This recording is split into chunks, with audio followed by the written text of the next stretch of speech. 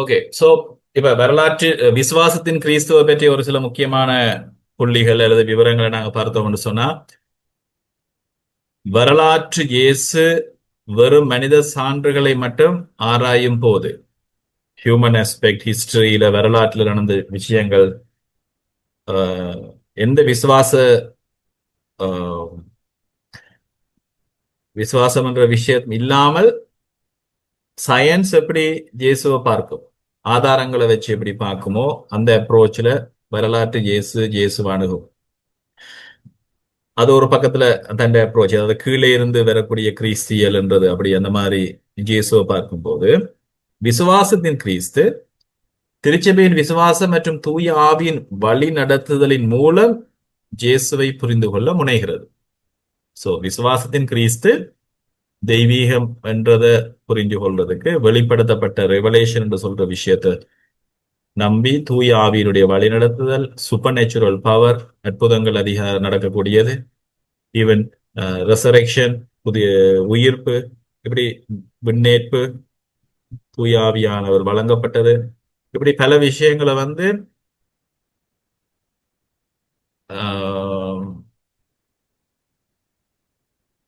ஆராயிற அல்லது அதை பார்க்கிற ஒரு அப்ரோச், மேலே இருந்து வரக்கூடிய ஒரு கிறிஸ்தியல்.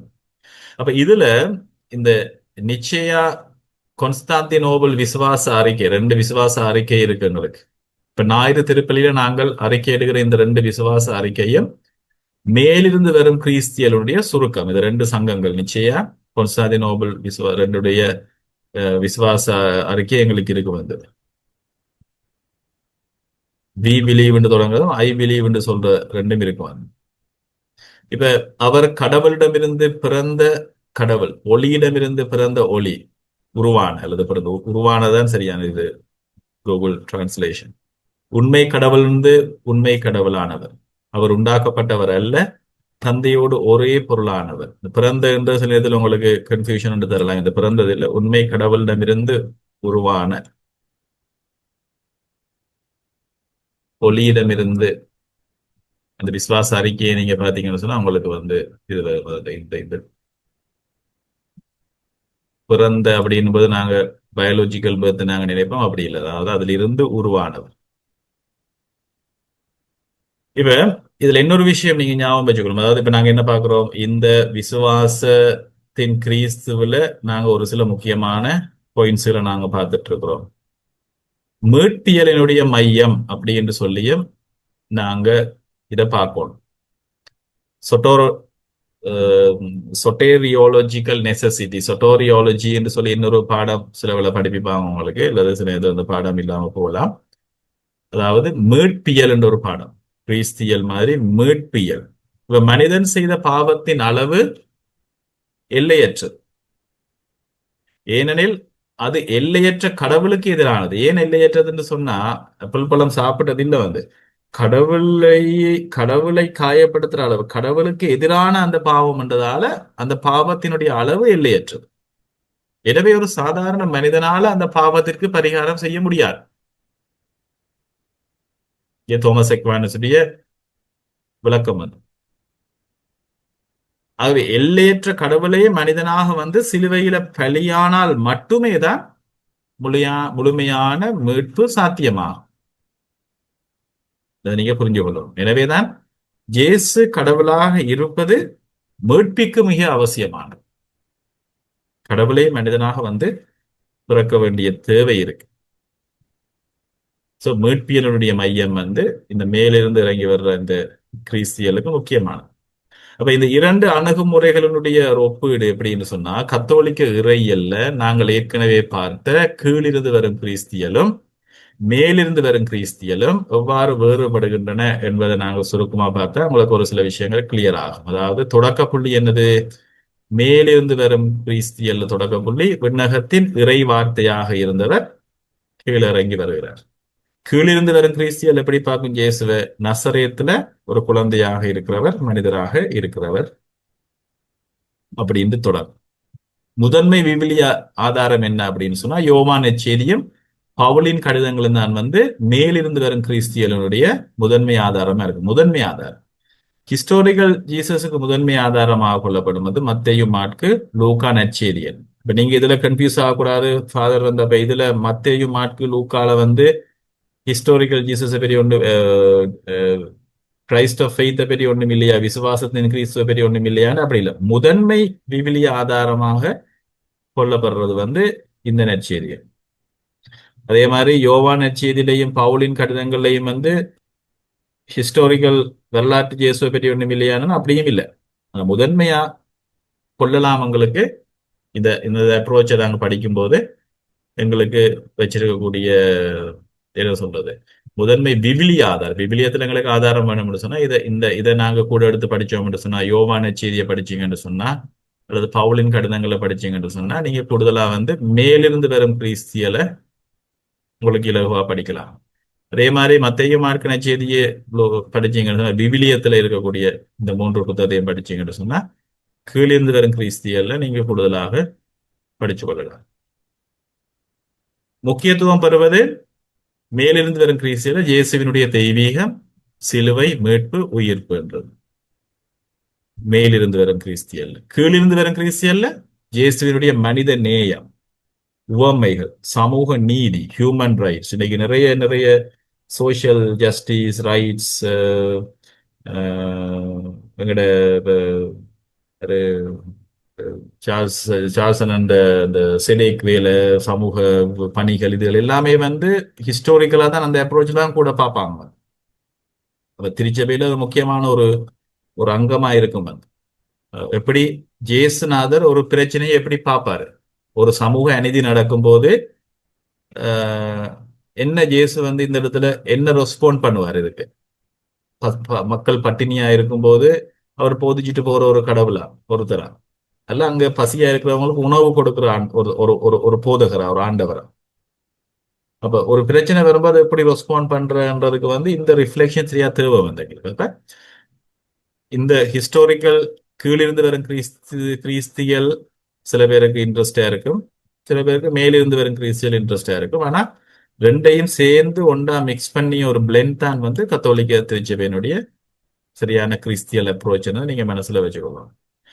மேலிருந்து வரும் கிறிஸ்தியலுடைய அணுகுமுறை விசுவாசம் மற்றும் திருச்சபையின் போதனையை வச்சு இந்த கவுன்சில்கள், ஒவ்வொரு கவுன்சில்லையும் திருச்சபையினுடைய படிப்பினைகளை வச்சு விசுவாசத்தை வச்சு அதை அணுகுமுறை அப்ரோச் பண்ணும்.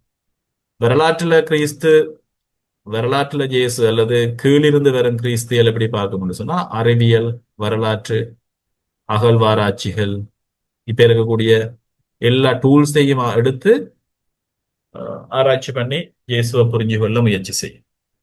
அதே கத்தோலிக்க திருச்சபையினுடைய இறுதி சமநிலை எப்படின்னா, மேலிருந்து வரும் கிறிஸ்தியலை மட்டும் நாம் தீவிரமாக பின்தொடர்ந்தால், ஒரு டைம்ல அப்படித்தான் இருந்துச்சு, இயேசுவின் மனித இயல்பை மறந்து அவரை ஒரு பூமிக்கு வந்த தேவதை போல ஒரு சூப்பர் நேச்சுரல் பீயிங் மட்டும் பார்க்கிற ஒரு ஆபத்து இருக்கு. அது டொசட்டிசம் என்று சொல்லி அது எக்ஸ்ட்ரீமா போனா அது இன்னொரு பேதகம் ஆயிடும். டொசட்டிசம் என்ற ஒரு பேதகம் ஆயிடும். அதே போல அடுத்த எக்ஸ்ட்ரீமா, அதே போல கீழிருந்து வரும் கிறிஸ்தியலை மட்டும் நாங்க வச்சுட்டு மேலிருந்து வர இந்த விசுவாசம் இல்லை, அவருக்கு தெய்வீக தன்மை இல்லை என்று சொல்லி நாங்க பார்த்தோம் என்று சொன்னா இயேசுவை ஒரு வெறும் சமூக புரட்சியாளராகவோ அல்லது ஒரு தீர்க்கதரிசியாவே மட்டும் நாங்க பார்க்கிற ஒரு ஆபத்தும் இருக்கு. இப்போ கால் மார்க்ஸ் அப்படி அவரை பார்க்கிற மாதிரி ஒரு புரட்சியான ஒருவர் மாதிரி இயேசுவையும் எங்களால பார்க்க முடியும்.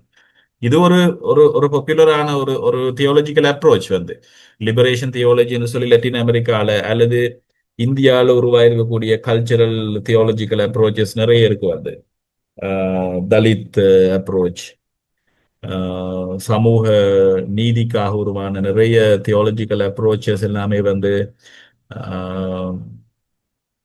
இந்தியாலையும் இது இது சரியான பாப்புலரான தியோலஜிக்கல் காலேஜஸ் இருக்கு. வந்து இந்தியாவில் தியோலஜி படிக்கிறவங்க அல்லது லத்தீன் அமெரிக்கால தியோலஜி படிக்கிறவங்க இந்த அப்ரோச்சில் தான் அவங்க தியோலஜியை பார்ப்பாங்க. அப்போ அவங்களோட உடுப்புகள் எல்லாம் அதுக்கேற்ற மாதிரி உங்களை சும்மா பார்க்கலாம். ஒரு சில ஃபாதர் மேலே பார்த்தீங்கன்னு சொன்னா அல்ல ஒரு சில சிஸ்டம் மேலே பார்த்தீங்கன்னு சொன்னா அவங்க அவங்களோட உடுப்புல இருந்து அவங்க வித்தியாசமா தான் அவங்க உடுத்துவாங்க. வந்து ஏன்னு சொன்னா நாங்க உடுத்துற உடுப்பு இந்த மக்களுடைய வாழ்க்கையை பிரதிபலிக்கிறதா இருக்கணும் அப்படின்னு சொல்லி. சில பேர் காலில் செருப்பு போட மாட்டாங்க, அப்படியான எக்ஸ்ட்ரீமான பொசிஷன்ஸுக்கு அவங்க போவாங்க.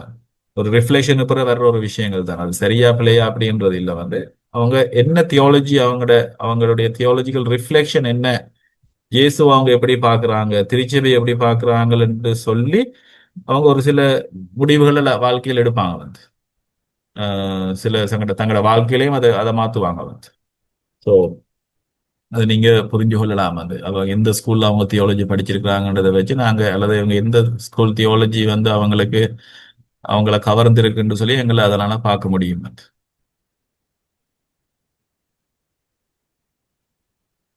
ஆனா ஸ்ரீலங்கன் தியாலஜி கூடுதலா மேலிருந்து வர கிறிஸ்தியலும் இல்லை, கீழிருந்து வர கிறிஸ்தியலும் இல்லாத ஒரு நிலை தான் எங்களோட நிலைமை. ஓகே, கூடுதலா நாங்க மேலிருந்து வர கிறிஸ்தியல் தான். டாக்மேட்டிக் சர்ச் தான் எங்களோட சர்ச். ரோமை விட பயங்கரமான ரோமன் சர்ச் தான் எங்களோட சர்ச் பிஷப் மார் எல்லாரையும் அவங்க சொல்றது தேவ வாக்கா எடுத்து கொண்டு போற ஒரு தியாலஜி தான் எங்களோட தியாலஜி. ஓகே, அதுல தவறு இல்லை. ஆனா ஒரு சில தவறுகள் நடக்கும்போது நாங்க கேட்கவும் வேணும். திருச்சபை சமனா சரியான விஷயங்களுக்கு துணிவோட பேசவும் வேணும். அரசியலுக்குள்ள மாட்டுப்படாமல் இயேசுநாதர் எப்படி விஷயங்களை பார்க்கிறாருன்றத தெளிஞ்சு ப்ரே பண்ணி சரியானதுக்காக சொல்ல வேண்டிய ஒரு குரலா இருக்கணும்ன்றது எப்பயுமே தூய ஆவியின் வழிநடத்தலோட செயல்படணும். அதுல நாங்க சில பல நேரங்கள்ல தவறுற ஒரு நிலை தானே இருக்கு அதை பார்க்கும்போது சில நேரத்துல ஓகே அந்த டிஸ்கஷனுக்குள்ள போக தேவையில்லை. நாங்க இங்கே முன்னுக்கு போவோம். சோ கத்தோலிக்க திருச்சபை இவ்விரண்டையும் இணைத்து வரலாற்றுல வாழ்ந்த அந்த நசரேத்து இயேசுவை விசுவாசத்தினால் நாம் ஆராதிக்கும் இறைமகனாகிய கிறிஸ்து என்று பறைசாற்றுகிறது. அப்ப இதை நீங்க மனசுல வச்சு கொள்ளணும். எது ஃபாதர் சரி அப்படின்னு சொன்னா ரெண்டும் சரி, ரெண்டும் அப்ரோச். மேலே இருந்து நீங்க டோச் அடிக்கிற, கீழே இருந்து டோச் அடிக்கிற, ரெண்டுமே சரி. ரெண்டையும் ரெண்டும் எங்களுக்கு தேவை. மேலே இருந்து பாக்குற ஏரியல் வியூல இருந்து பார்க்கும்போது வர்ற விஷயம் உண்மை, அதுவும் எங்களுக்கு வேணும் ஃபுல்லா ஜேசு அண்டர்ஸ்டாண்ட் பண்றது. அதே மாதிரி கீழே இருந்து நாங்க பாக்குற அந்த அப்ரோச்சும் எங்களுக்கு வேணும். அப்பதான் எங்களுக்கு தெரியும் ஓகே கீழே இருந்து பாக்குற ஏரியல் வியூ இந்த இந்த இந்த டீட்டெயில்ஸ் எல்லாம் எங்களுக்கு தேவை. இயேசுல சரியா எங்களுக்கு புரிஞ்ச முடியல. அதான் கத்தோலிக்க திருச்சபையினுடைய தெளிவான படிப்பினைன்னு நாங்க எடுத்துக்கொள்வோம். இதுல சில நேரத்தில் உங்களுக்கு இதை பற்றிய ஹைப்போ என்ன சொல்றது ஹைப்போஸ்டட்டிக் யூனியன் என்று சொல்லக்கூடிய ஒரு விஷயம், அது பேரை பார்த்து பயப்பட தேவையில்லை. அதாவது ஆழ்நிலை இணைப்பு என்று சொல்லி அழைக்கப்படுற விஷயம் கத்தோலிக்க இறையியல்ல மிக முக்கியமான ஆழமான ஒரு விசுவாச கோட்பாடு. அப்ப அது ஒரு குயிக்கா பார்த்தா அது எங்களுடைய விசுவாச அறிக்கையில நாங்கள் சொல்றது இயேசுவை பற்றி சொல்லும் போது விசுவாச அறிக்கையில நாங்கள் இயேசு என்ன சொல்லுவோம், இயேசு கிறிஸ்து ஒரே நேரத்துல முழுமையான கடவுளாகவும் முழுமையான மனிதராகவும் இருக்கிறார். அவரிடம் இரண்டு இயல்புகள் இருந்தாலும் அவர் ஒரே ஆள் மட்டுமே என்ற உண்மையை விளக்குவதுதான் இந்த ஹைப்போஸ்டட்டிக் யூனியன் அல்லது ஆழ்நிலை இணைப்பு. இந்த இந்த வரி நான் ஹைலைட் பண்ணியிருக்கிற வரி எங்களுடைய விசுவாச பிரமாணத்துல நாங்க சொல்ற விஷயம் தான். இப்ப கிறிஸ்துவின் 451 நான் ஏற்கனவே பார்த்த கால்சதோன் பொதுச்சங்கத்துல இந்த கோட்பாடு அதிகாரபூர்வமாக ஒரு விசுவாச உண்மையாக நிறுவப்படுது. அப்ப இந்த வார்த்தையின் பின்னணி ஹைப்போஸ்டசிஸ் என்றது ஒரு கிரேக்க வார்த்தை. ஓகே, இதுல நீங்க ஸ்கிப் பண்ணலாம். இறையில ஆள் அல்லது ஆள் தன்மை என்று பொருள்படும். ஆகவே ஹைப்போஸ்டட்டிக் யூனியன் என்று சொன்னா இயேசுவின் தெய்வீக இயல்பும் மனித இயல்பும் அவருடைய ஒரே ஒரு ஆள் தன்மையில இணைந்திருக்கு. அவர் ரெண்டு மனிதரா, பைலொகேஷனா, டுவலிஸ்டிக் பர்சனா, ஒரு நேரத்துல மனிதனா ஒரு நேரத்துல கடவுளா இருந்தார், அல்லது பாதி மனிதன் பாதி கடவுள் பாதி மிருகம் அந்த மாதிரி பாதி மனிதர் பாதி கடவுள் அப்படின்னு இல்லை. அவருடைய ஒரே ஆள், ஆனா ஒரே நேரத்துல மனித இயல்பும் இருக்கு, ஒரே நேரத்துல தெய்வீக இயல்பும் இருக்குன்றத சிம்பிளா நீங்க விளங்கிக் கொள்ளணும். ஹைப்போஸ்டிக் யூனியன் நாங்க சொல்றது. அப்ப கத்தோலிக்க திருச்சபையினுடைய மிக உன்னதமான அடிப்படையான விசுவாச கோட்பாடு இது, இந்த ஹைப்போஸ்டட்டிக் யூனியன் என்பது. அப்ப இந்த கோட்பாட்டின் படி பாருங்க, இயேசு கிறிஸ்து ஒரே ஆளாய் இருந்தாலும் அவர் முற்றிலும் முழுமையான கடவுளாகவும் புலிகோல் முற்றிலும் முழுமையான மனிதனாகவும் ஃபுல்லி மேனாக இருக்கிறார். பாவம் தவிர மற்ற அனைத்திலும் அவர் மனிதரை போன ஆனார் அப்படின்னு நாங்கள் வேதாந்தத்துல பார்க்கிறோம். இப்ப இரு இயல்புகள் அவருக்கு இருக்கு. குழப்பமடையாமல், இது பாருங்க, இந்த வார்த்தையே முக்கியமானது. குழப்பமடையாமல், மாற்றமடையாமலும், பிரிக்கப்படாமலும் ஒரே ஆள் என்னும் தன்மையில் இணைந்துள்ளன. இப்ப ஒரு உதாரணமா பார்க்கலாம். விவிலியத்துல மத்தேயு 11:27 இயேசு, வேதாகமத்திலே இந்த மாதிரி வெளிப்பாடுகள் எங்களுக்கு இருக்குவாங்க. தந்தையை தவிர வேறு எவரும் மகனை அறியார், மகனும் அவர் யாருக்கு வெளிப்படுத்த வேண்டும் என்று விரும்புகின்றாரோ அவருமன்றி வேறு எவரும் தந்தையை அறியார் என்று கூறுவது இந்த தெய்வீக இயல்பை தான் பறைசாற்றுகிறது. அதே நேரத்தில் மத்தேயு 11 அதுக்கு பிறகு சொல்ல, பெரும் சுமை சுமந்து சோர்ந்திருப்பவர்கள் எல்லோரும் என்னிடம் வாருங்க என்று சொல்லும்போது மனிதர்களின் சோர்வையும் பாரத்தையும் தன் தோளில் ஏற்கும் நுகமாக பேசும்போது மனித இயல்பை, அதாவது நம்முடைய பலவீனங்களை உணர்ந்து கொள்ளும் கனிமான இதயத்தை வெளிப்படுத்துகிறார். ஸோ இது ஒரு சின்ன ஒரு எக்ஸ்பிளனேஷன். ரைட். இப்ப பாருங்க, இந்த வரலாற்று பின்னணி என்னன்னு சொன்னா, இந்த 451 இயேசுவினுடைய இயல்புகளை பற்றி பல தவறான போதனைகள், தப்பறைகள் எழுந்தன. அதுல ஒரு சில பேர் சொன்னாங்க இயேசு மனிதர் மட்டும்தான் என்றாங்க, ஏரியனிசம். வேறு சிலர் அவருக்கு தெய்வீக இயல்பு மனித இயல்பை விழுங்கி விட்டது என்று சொன்னாங்க, மொனோபிசிசம். அதாவது தெய்வீக இயல்பு தான் முக்கியமானது, மனித இயல்பு இல்லை அப்படின்னு சொன்னா அவர் சிலுவையில கொல்லப்படும் போது அவர் உண்மையா அந்த சஃபர் பண்ணல அப்படின்னு சொல்ற ஒரு நிலவில கேள்வியில் அதுக்கு பிறகு வரும். அப்ப சல்சதோன் சங்கம் கூட்டப்பட்டு, இந்த சங்கத்துலதான் கத்தோலிக்க திருச்சபை ஹைப்போஸ்டலிக் யூனியனை பற்றி அதிகாரபூர்வமாக விசுவாச அறிக்கையாக பிரகடனம் செய்கிறாங்க. அப்ப இயேசு கிறிஸ்து குழப்பமோ வித்தவுட் கன்ஃபியூஷன், மாற்றமோ வித்தவுட் சேஞ்ச், பிரிவோ வித்தவுட் டிவிஷன், பிளவோ வித்தவுட் செப்பரேஷன் என்று இரு இயல்புகளில் ஒரே ஆளாக விளங்குகிறார். Catechism of the Catholic Church என்ன சொல்லுது, சிசிசி என்ன சொல்லுதுன்னு பார்த்தா, கத்தோலிக்க திருச்சபையின் மறைக்கல்வி சுவடி என்ன சொல்லுதுன்னா, இந்த கோட்பாட்டை மிக தெளிவாக விளக்குது. இந்த நம்பர்களை பார்த்தீங்கன்னா தெரியும், 464, 469. இந்த catechism of the Catholic church எடுத்து பண்ணி பார்த்தீங்கன்னா உங்களுக்கு தெரியும். உண்மையான கடவுளும் உண்மையான மனிதனும், இயேசு பாதி கடவுள் பாதி மனிதன் அல்ல, அவர் முழுமையான கடவுளாக இருந்து கொண்டே நம்மை போல் சதை இரத்தம் ஆன்மா கொண்ட முழுமையான மனிதராக மாறினார். யோவான் 1:14 வார்த்தை மனிதரானார். ஒரே ஆள். இயேசுவுக்குள் இருந்த தெய்வீக இயல்பும் மனித இயல்பும் தனித்தனியாக செயல்படவில்லை,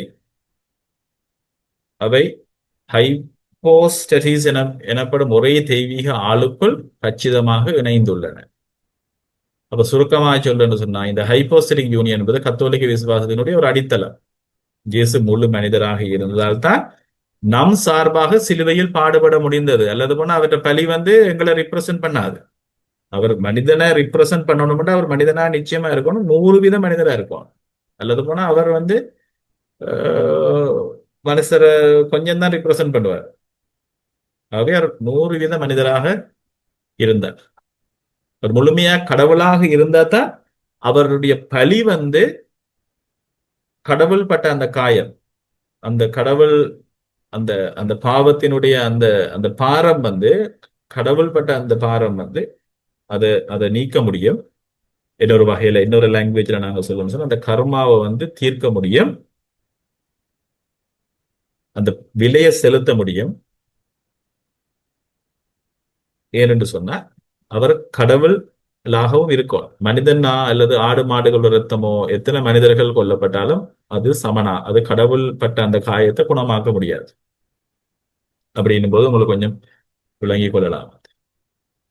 ரைட். இதுல என்ன ஒரு குயிக்கா இதை பார்க்கலாம். அதாவது இந்த 4 முக்கிய வார்த்தைகள் இதுல நீங்க ஞாபகம் வச்சு கொள்ளணும். கல்சதோன் சங்கம் சொல்லக்கூடிய குழப்பமின்றியும், வித்தவுட் கன்ஃபியூஷன், இயேசுவினுடைய தெய்வீக இயல்பு மனித இயல்போடு ஒன்றோடு ஒன்று கலந்து பாதி கடவுள் பாதி மனிதன் என்ற 3வது இயல்பாக மாறையில, தெய்வீகம் தெய்வீகமாகவே இருக்கிறது, மனிதம் மனிதமாகவே இருக்கிறது, வித்தவுட் கன்ஃபியூஷன்.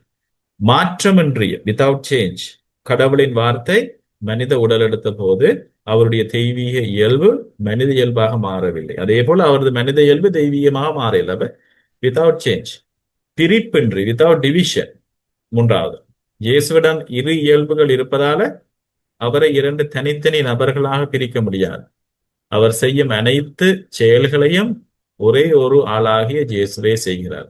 நாலாவது, பிளவின்றி, வித்தவுட் செப்பரேஷன். இந்த நோட்ஸை நீங்க அப்லோட் பண்ணியிருக்கிறேன். இதை நீங்க பார்த்து கொஞ்சம் படிச்சு கொண்டீங்கன்னா உங்களுக்கு புரிஞ்சு கொள்ளலாம். பெரிய கஷ்டம் இல்லை இது. ஒன்றை திங் நீங்க ஞாபகம் வச்சுக்கொள்ளணும் இதை பற்றி பேசுறதுக்கு. இந்த இரண்டு இயல்புகளும் தற்காலிகமாக இணைந்தவை அல்ல, அவை என்றும் பிரிக்க முடியாதபடி முழுமையாக இணைந்திருக்கு. சில நேரத்தில் அவர் கடவுள், சில நேரத்தில் மனிதன், அப்படி என்று இல்லை. அவர் எந்த நேரமும் கடவுளாகவும் மனிதனாகவும் வித்தவுட் செப்பரேஷன் இருந்தார்.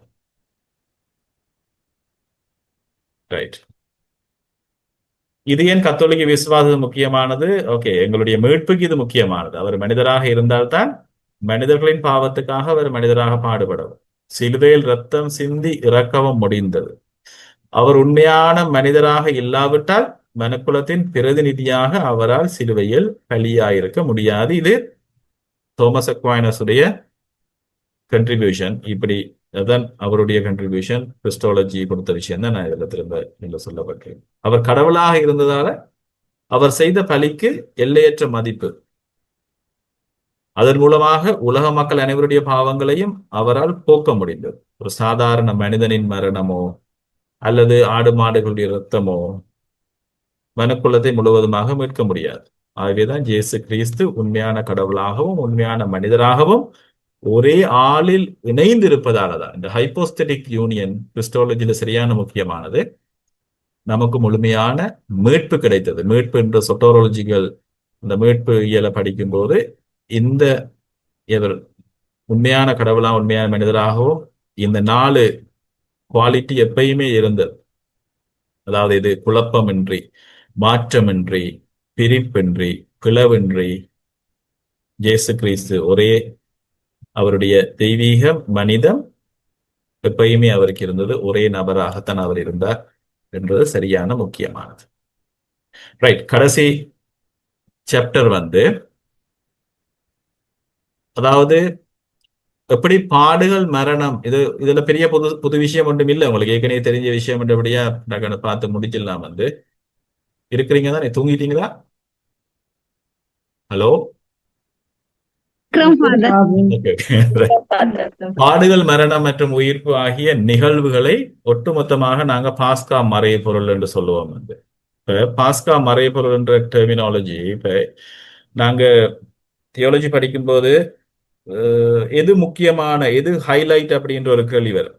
இயேசுநாதருடைய மனு உருவானது முக்கியமா, அல்லது அவருடைய போதனைகள் முக்கியமா, அல்லது சிலுவையில அவர் பாடுகள் முக்கியமா, சிலுவையில கொல்லப்படுறது முக்கியமா, அவர் உயிர் தெழுவது முக்கியமா, அல்லது அவர் விண்ணகத்துக்கு சென்றது முக்கியமா, தூய ஆவியானவர் அனுப்பியது முக்கியமா, அப்படி என்ற ஒரு டிஸ்கஷன் ஒன்று பல காலமா இருந்து கொண்டே வந்துச்சு. கால் ரானர், அதுக்கு பிறகு இவங்க எல்லாமே இந்த நவீன காலத்தில் இருக்கிற தியாலஜிக்கல் அண்டர்ஸ்டாண்டிங் எப்படின்னு சொன்னா இது எல்லாமே ஒட்டு மொத்தமாக பாஸ்கா மறை பொருள் என்ற அந்த டெர்மினாலஜியை பாதிக்க தொடங்கினார். பாஸ்கல் மிஸ்டரி என்று சொல்றோம். அப்ப கிறிஸ்தியல் படிப்புல 3 முக்கிய நிகழ்வுகள் அப்படின்னு சொல்லி நாங்க உன்னதமான மைய புள்ளிகளாக நாங்க சொல்லலாம். எது? பாடுகள், மரணம், உயிர்ப்பு. எங்களுடைய லிட்டர்ஜிலையும் பாடுகள், மரணம், உயிர்ப்பு. அது மட்டும் இல்ல, அதுக்கு நான் சொன்ன பிறப்புல இருந்து ஒவ்வொரு விஷயங்களும் அதுல வருது. ஆனா இந்த 3 விஷயமும் ஒன்றோடு ஒன்று இணைந்திருக்கிற முழுமையான இயேசு யார் என்ற கேள்விக்கு முழுமையான விடை எங்களுக்கு வழங்குது. அது இந்த 3 விஷயத்துல மட்டுமில்ல, அவருடைய பிறப்பு, அவர் கற்றுக் கொடுத்த விஷயம், அவருடைய வாழ்க்கையில் அவர் வாழ்ந்து காட்டியது ஒன்றை மட்டும் நாங்க எடுத்துட்டு இதுதான் இயேசு அப்படின்னு சொன்னாலும் முழு பிக்சர் எங்களுக்கு கிடைக்காது. அவருடைய பிறப்புல அவர் கற்றுக் கொடுத்த விஷயங்கள், அவர் செய்த காரியங்கள், அவருடைய அற்புதங்கள், செய்த காரியங்கள், அதுக்கப்புறம் அவருடைய பாடுகள், அதுக்கப்புறம் அவருடைய மரணம், அதுக்கப்புறம் அவருடைய உயிர்ப்பு, அதுக்கப்புறம் அவருடைய விண்ணேற்பு, அதுக்கப்புறம் அவருடைய தூய ஆவியானவரை அனுப்புறதுலாம் இந்த பாஸ்கா மறைபொருள் நிறைவாகுது. இந்த இந்த இந்த முழுதும் இணைஞ்சதுதான் பாஸ்கா மறைபொருள். ஆனால் அதுல முக்கியமான ஹைலைட் வருகிறது. நீங்க ஓகே, ஷோர்ட்டா நாங்க எல்லாத்தையும் திரும்ப திரும்ப சொல்ல முடியாது. சோ கிறிஸ்துவனுடைய பாடுகள், மரணம், உயிர்ப்பு ஒட்டுமொத்தமாக பாஸ்கா மறைபொருள் என்று சொல்லி நாங்க அழைப்போம். இப்ப இயேசுவினுடைய இதனுடைய முக்கியத்துவம் கிறிஸ்தியல் படிப்புல இதனுடைய தாக்கம் என்ன அப்படின்னு சொல்லி நாங்க பார்த்தோம் என்று சொன்னா, பாடுகள் மரண உயிர்ப்பின் இறையியல் முக்கியத்துவம், இயேசுவின் பாடுகள் மற்றும் மரணம்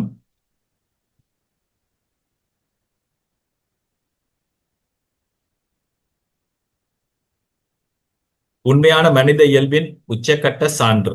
சிலுவையில இயேசு அடைந்த வேதனையும் அவருடைய பாடுகள், மரணமும் அவர் ஒரு போலி மனிதராக, இந்த டொசட்டிசம் என்று சொல்ற தப்பறை கூறுவதை போல அவர் அவருடைய மனித இயல்பு தெய்வீக இயல்புல மறைஞ்சிடுச்சு அப்படின்னு சொன்னா எங்களுக்கு ஒரு பெரிய பிரச்சனை கொண்டு வரும். அவர் மனிதரை ரிப்ரசன்ட் பண்ணல, அவர் உண்மையா அந்த வேதனையை அனுபவிக்கல, ரத்தம் சிந்தையில அந்த சாவு அந்த வேதனை அவர் அனுபவிக்கல. ஆனா அப்படி நடக்கல. உண்மையான மனித இயல்பினுடைய உச்சக்கட்ட சான்றுதான் அவருடைய பாடுகள் மரணம் என்று எங்களுக்கு தெரியும். அவை அவர் மனிதனை போல அவர் நடிக்கல, ஒரு போலி மனிதராக நடிக்கவில்லை என்பது நிரூபணமாகுது. அவர் நம்மை போலவே சதை, இரத்தம், வலி மற்றும் மரண பயத்தை கெத்செமனி தோட்டத்துல அவர் அனுபவித்த அந்த வேதனை எங்களுக்கு நீங்க பார்க்கலாம். கெத்செமனி தோட்டத்துல ஒரு பாருங்க, ஜீசஸ் கடவுளுடைய மகன். ஒரு சில நேரத்துல நாங்க யோசிக்கலாம், அவர் ஓகே கடவுளா இருந்தபடியே அவர் இந்த பெயின் எல்லாம் அனுபவிக்காம ஸ்ட்ரைட்டா சிலுவையில் அறைஞ்சு கொல்லப்பட்டு போனார் அப்படின்னு சில பேர் யோசிக்கலாம். ஆனா அப்படி இல்லவர். ஒரு கடவுளோட மகன் ஒரு ஜென்டிலான, எவ்வளவு ஜென்டிலான ஒரு ஒரு பீயிங்கா இருப்பாருன்னு பாருங்க. அவர் பேசிய வார்த்தைகள் ஒரு யாரையுமே என்ன சொல்றது ஹேர்ட் பண்ணாமல், நினைத்தது செய்தது எல்லாமே நன்மையான காரியம். ஒரு சாதாரண மனுஷன்ல ஒரு ஜென்டில் ஒரு மனுஷனை போட்டு சாதாரணமா அவரை சித்திரவதை செய்து கொண்டாலே எவ்வளவு வேதனைகள் அந்த மனுஷனை அனுபவிப்பாரு. சாதாரணமா நீங்க யோசிச்சு பாருங்க, ஒரு ஒரு சின்ன பிள்ளைய அல்லது ஒரு ஜென்டிலா இருக்கக்கூடிய ஒரு ஒரு மனுஷரை அந்த மாதிரி வேதனைப்படுத்தும் போது. ஸோ கடவுளுடைய இரண்டாம் நபரா இருக்கிற அந்த கடவுள் எவ்வளவு தூரம் ஜென்டிலான. அப்ப அவர் கெத்செமனி தோட்டத்துல இந்த கிண்ணம் என்னை விட்டு அகலக்கூடுமானால் அகலட்டும் என்று சொல்லிட்டு அவர் கேட்கிறார். இன்னொரு ஒரு இந்த கான்சியஸ்னஸ், இப்ப ஜீசஸ் இந்த உலகத்துல பிறந்த உடனேயே அவர் அந்த அந்த அந்த துன்பம் தான் அனுபவிக்கணும் என்ற அந்த ஜேர்னியில அவர் அந்த along the way அவர் அதை அறிஞ்சு கொள்றாரு. அதை நாங்க நாங்க நினைக்க கூடாது. அவர் கடவுள் தன்மை மட்டுமே அவரில் நிறைஞ்சி இருந்ததால அவருக்கு பெயின் தெரியாது, வேதனை தெரியாது அப்படின்னு சொல்லி, இப்படி மனிதர் அப்படி இந்த வேதனைகளை அனுபவிக்கும் போது பயப்படுவாங்களோ அல்லது வேதனை அனுபவிக்க எங்களுக்கு இது வேணாம் அப்படின்னு நாங்க யோசிக்கக்கூடிய பயங்கள் எல்லாமே இயேசுவுக்கும் இருந்துச்சு. தந்தை யார் என்று வெளிப்படுத்தினார், தந்தையினுடைய உண்மையான அந்த உறவு என்ன என்று சொல்லி அவர் காட்டினார், தந்தை மகன் தூய ஆவியை வெளிப்படுத்தினார். அதோட முக்கியமான விஷயம், அவர் இந்த கிண்ணத்தை அவர் குடிக்கணும். கிண்ணத்தை குடிக்கணும் என்று சொன்னா சிலுவையில கொடூரமான முறையில அவர் சிதைக்கப்பட்டு கொல்லப்படும். ஈவன் அவர் சிலுவையில அப்படி கொல்லப்படும் போது சில நேரத்துல அவங்க கொண்டவங்க கூட அவளை யோசிச்சிருக்க மாட்டாங்க, இவ்வளவு மோசமா இவரை கொல்லணும் அப்படின்னு சொல்லி. ஏன் இவ்வளவு கொடூரமான முறையில் அவர் கொல்லப்பட்டார் அப்படி என்று சொன்னா நாங்க அதுதான் பிறகு பவுல், பேதுரு எல்லாம் அதை பற்றி ரெஃபர் பண்ணி எழுதுவாங்க. ஏன்னு சொன்னா அவர் ரத்தம் சிந்தப்பட வேண்டிய இருந்துச்சு, அவருடைய காயங்களை உற்று பார்த்து நாங்கள் குணமடைஞ்சோம் அப்படின்னு சொல்லி பேதுரு பவுல் எல்லாம் சொல்லிக் கொண்டே இருப்பாங்க. ரைட். இப்ப அடுத்த ஒரு ஒரு பாயிண்ட் இதுல நீங்க அன்பின் வெளிப்பாடு மற்றும் பரிகாரம், அட்டோன்மென்ட் சொல்றது. கத்தோலிக்க விசுவாசத்தின்படி சிலுவை மரணம் என்பது ஒரு தோல்வி அல்ல, அது மனுக்குலத்தின் பாவங்களுக்கு கடவுளின் மகன் செலுத்திய எல்லையற்ற பரிகார பலி. இந்த அட்டோன்மென்ட் சொல்றது ஒருவர் ஒரு பரிகார பரிகாரம் செலுத்தணும். அது இயேசுவே சொல்றாரு, தன் நண்பர்களுக்காக உயிரை கொடுப்பதை விட பெரிய அன்பு யாரிடம் இல்லை அப்படி என்ற இயேசுனுடைய வார்த்தை அவரே நிறைவேற்றார். இப்ப இயேசுனுடைய உயிர்ப்பு அதை பற்றி நான் கொஞ்சம் பார்த்தோம்னு சொன்னா, தெய்வீக இயல்பின் இறுதி அங்கீகாரம் இயேசுவின் உயிர்ப்பு என்றது. இயேசுவின் உயிர்ப்பு இல்லை என்று சொன்னா சிலுவை மரணம் ஒரு சாதாரண ஒரு உலகத்துல இப்படி நிறைய பேர் கொல்லப்பட்டிருக்கிறாங்க. ஒரு தியாகியினுடைய ஒரு மரணமாக மட்டும் அது எஞ்சி இருக்கும். அது பவுலே சொல்லுவாரு, இயேசு இறக்கவில்லை உயிர்க்கவில்லை அப்படின்னு சொன்னா எங்களுடைய விசுவாசம் வீணானது. அது ஒரு சரியான டீப்பான ஒரு ஒரு ஒரு ஸ்டேட்மெண்ட். இயேசு உயிர்க்கவில்லை என்று சொன்னால் எங்களுடைய இதை பாருங்க, பவுல் சொல்றதை பாருங்க, கிறிஸ்து உயிர்த்தெழவில்லை என்றால் நாங்கள் பறைசாற்றிய நற்செய்தி பாழானது, வேஸ்ட் ஆனது. நாங்கள் கொண்ட விசுவாசமும் பாழானது, வேஸ்ட் ஆனது. 1 கொரிந்தியர் 55:14. உயிர்ப்பு தான் வந்து மனிதனுக்கு மரணத்தின் மீதான வெற்றியையும் நிலை வாழ்வுக்கான நம்பிக்கையும் தருகிறது. தந்தையாகிய கடவுள் பார்க்கிறாரு, இறந்த இயேசுவினுடைய உடலை அவர் எவ்வளவு தன்னை தாழ்த்தினார். நேற்று நேற்று உங்களை விளங்கப்படுத்தின மாதிரி பிலிப்பியர்களை திருமுகத்துல இருக்கு, கொரிந்தியர் 8 இருக்கு. தந்தை பார்க்கிறாரு, இறந்த உடலை தூய ஆவியை அனுப்பி வெளிச்சம் வெளியிலிருந்து உள்ள வருது. ரெசரேக்ஷன் அப்படித்தான் நடக்குது. இயேசுவின் இறந்த உடல்ல இருந்தே இயேசு உயிர்த்து வந்தார் அப்படின்றது. தந்தையாகிய கடவுள் தந்தை தூய ஆவியை அனுப்பி உயிர்ப்பிக்க செய்கிறார். அதுல நீங்க தெளிவா இருக்கணும். சோ கிறிஸ்தியல் படிப்புல இதனுடைய தாக்கம் என்ன அப்படின்னா, கிறிஸ்தியல முழுமையான ஒரு இறையியல் பாடமாக படிக்கும் போது இயேசுவின் பாடுகள் மற்றும் உயிர்ப்பு பின்வரும் முக்கிய பார்வைகளை நமக்கு தருகிறது.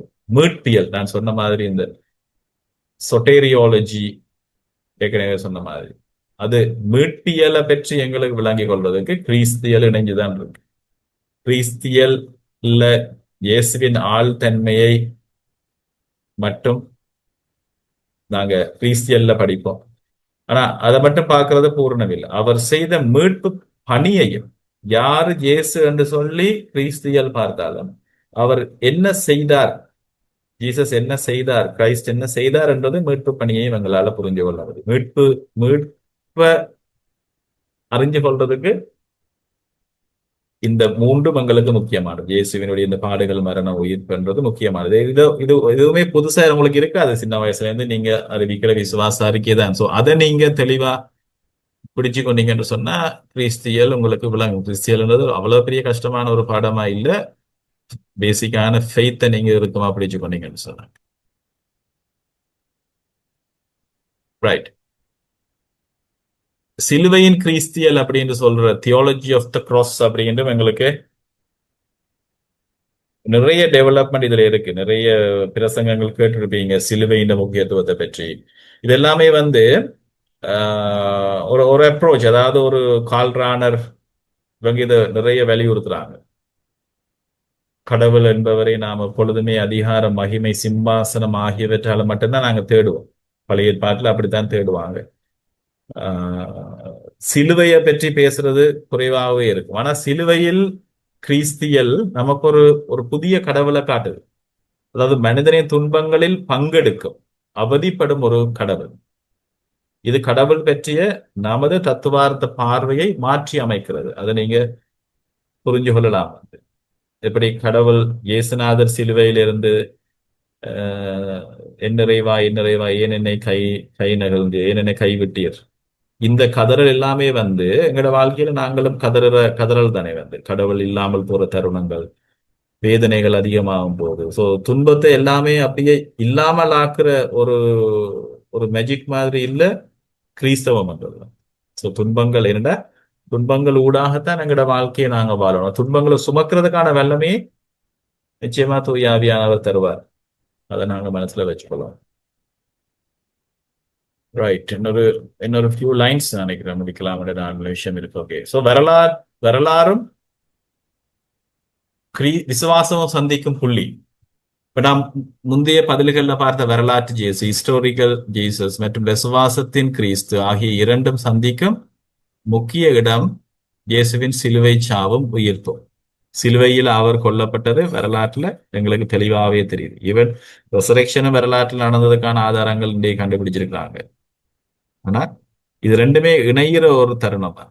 இயேசுவின் சிலுவை மரணம் என்பது ரோமானிய வரலாற்றுல பதியப்பட்ட ஒரு மறக்க முடியாத வரலாற்று உண்மை.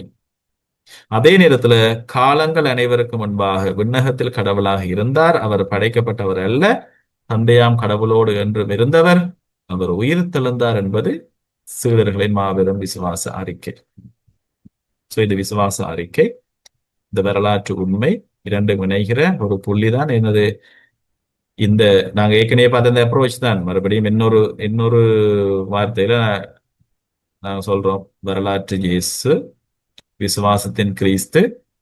எதை பற்றி பார்க்கிறோம்? இது ரெண்டையுமே நாங்க பார்க்கிறோம். So,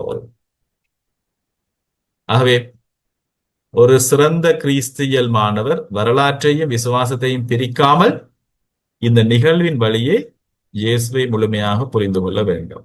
நீங்க எல்லாம் சிறந்த கிறிஸ்தியல் மாணவர்கள் என்று தெரியும். ஆகவே நீங்க வரலாற்றை மட்டும் பார்த்து விசுவாசத்தை இழக்கக்கூடாது, அல்லது விசுவாசத்தை மட்டுமே வச்சிருந்து எல்லாத்தையும் நாங்க ஸ்பிரிச்சுவலைஸ் பண்ணவும் கூடாது. எல்லாத்தையும் நாங்க வந்து விசுவாசத்தை மட்டும்தான் நீங்க புரிஞ்சு கொள்ளணும். சார், விசுவாசம் சரியான முக்கியமானது. ஆனா ஒரு சில கேள்விகள் கேட்கும்போது அதை பிராக்டிக்கலா நாங்க இந்த உலகத்துல இருக்கும்போது இந்த உலகத்தில் இருக்கிற டூல்ஸையும் பயன்படுத்தி நாங்க விளக்கம் கொடுக்கறதுக்கு நாங்க தயாரா இருக்கணும். குறிப்பாக எங்களுடைய விசுவாசத்துக்கு அது தேவையானது.